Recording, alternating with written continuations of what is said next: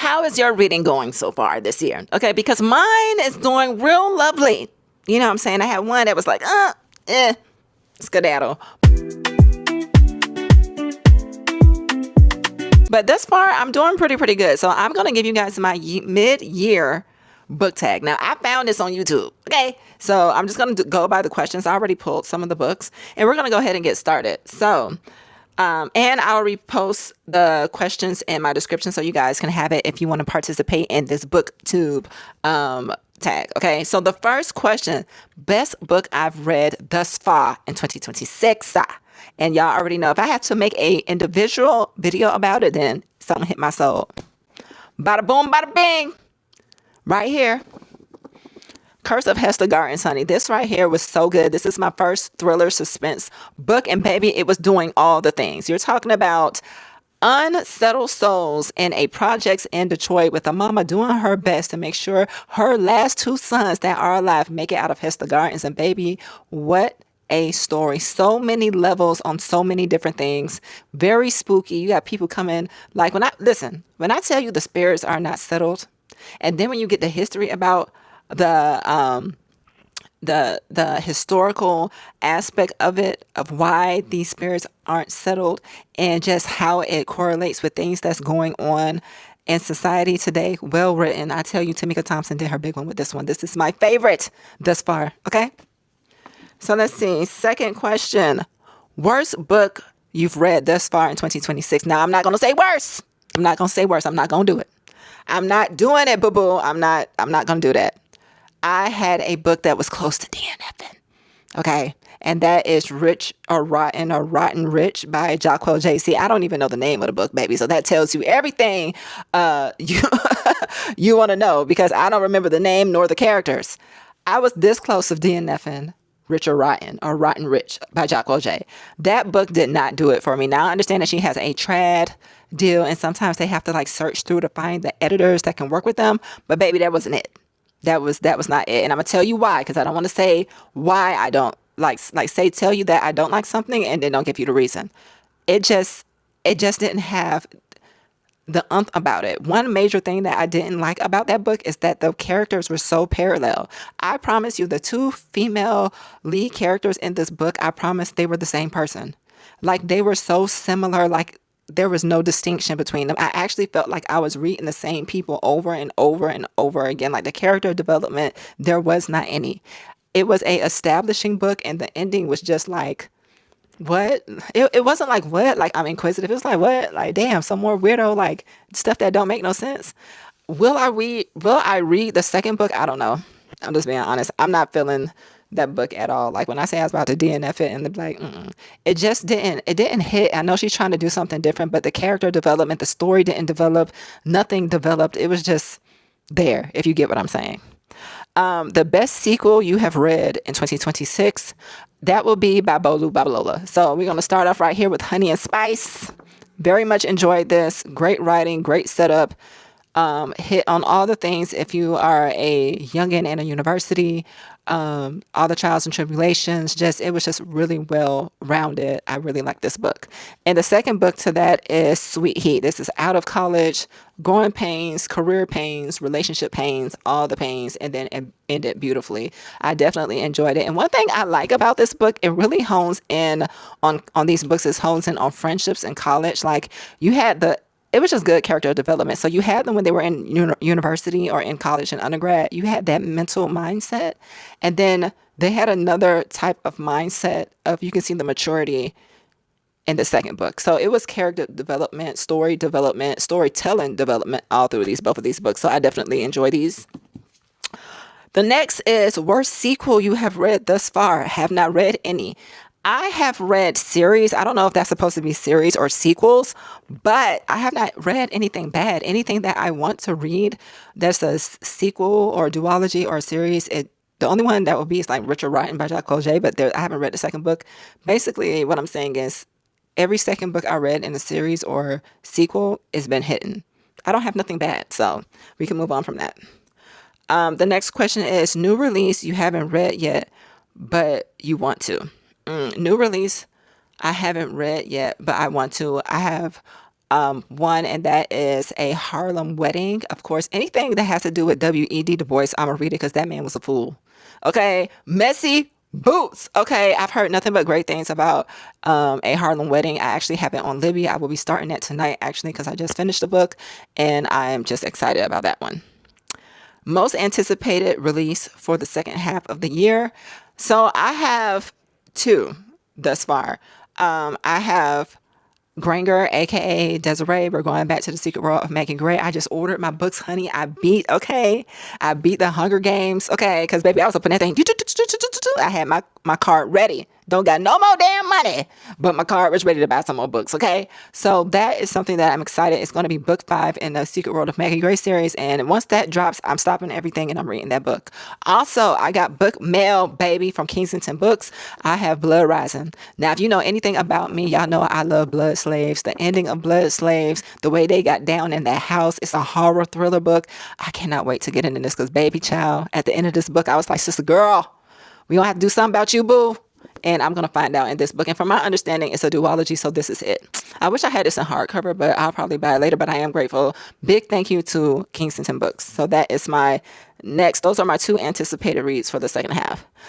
Biggest surprise of the year. I don't know what they meant by this. I don't know if it was like a secret drop or anything like that. I'm not really into a lot of people's like bookish spaces to be like, oh my God, it's dropping this year. I kind of follow everybody. I think the biggest surprise of the year was me going to Black Romance Book Festival and just seeing all the people liking the fact that I can help them get ready for a festival with my videos. So that was the biggest surprise of the year. The next question, favorite new author debut or new to me author? Everything is new. I like every author is new. So one that stands out, and it's only because I've heard so many amazing things about it, and I've always wanted to read this, and I was so happy to get into it, is Quan Animal. This is, I think, a 6-book series. I'm on technically book 3. I finished book 2.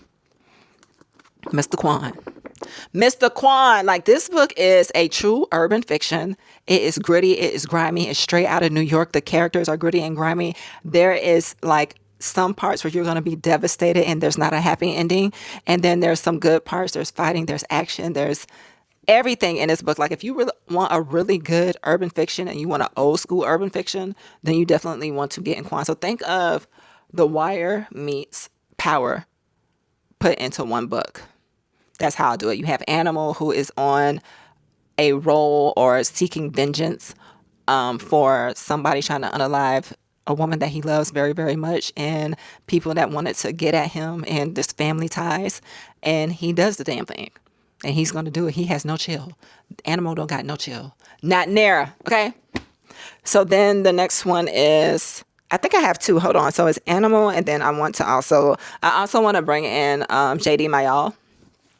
I read Heart's Gambit. This is a YA fantasy book. And baby, let me tell you, this, you see when y'all see them tabs? When I get the tabbing, that means that this book is good. It was so magical. This is the first book that seemed very magical. And I don't want to say, I guess you could say whimsical, but the story behind it is really, really good. This is the first book. The second book, I don't know when it's coming out, but I will be reading it. I would say at the end of this book, it was a lot going on, but it also was a cliffhanger that I definitely got to find out what happened. Because baby, little girl, I got to see what's going on with you. So this is like, and it's a modern day time travel. It's a modern day time travel YA fantasy book. And I also want to tell you, this does not read YA. Very, very, very good. I do like this. Time travel, modern day, magical book. I enjoy this. So the next question is newest fictional crush. I don't got one. I know y'all like, all them little nasty books you done read, girl. You ain't got no crush on nobody. I ain't. You know why? Because, I mean, I do. If you want to have one for 2026, I'll give y'all one. But my boo thing is Diamond from the Danger series by India Carter. I love Diamond. I don't know why people didn't like Diamond. I love Diamond. Diamond. I like that type of action. I like Diamond. So anyway, I will give you guys one. And that will be Colliding with Faith, Kyrell by A.E. Valdez. The character's name is Kyrell. The book is called Colliding with Faith, as you can see. I got to tab in. I love his personality. He had a lot going on. He was abused.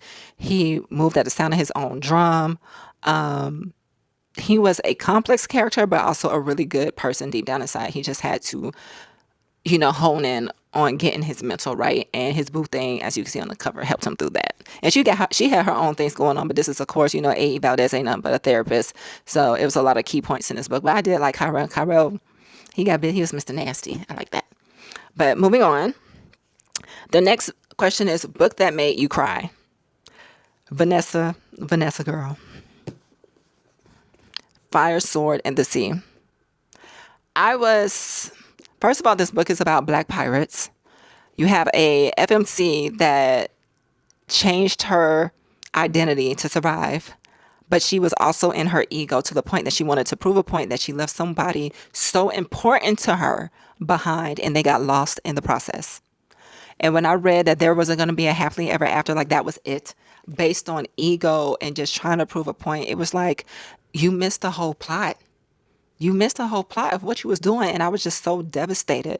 I did the audio to this book, but Vanessa Riley is one of the most beautiful, prolific historical fiction writers. This is a historical fiction book. I believe it's based off of either Jamaican or a Haitian pirate from the 1600s. So yes, there were Black female pirates back in the day, and I definitely enjoyed this book, and it made me cry. I was very devastated with that one. Book that made me happy. Ain't nothing like some no good, trifling, backstabbing, sneaky ass grandmamas. Okay.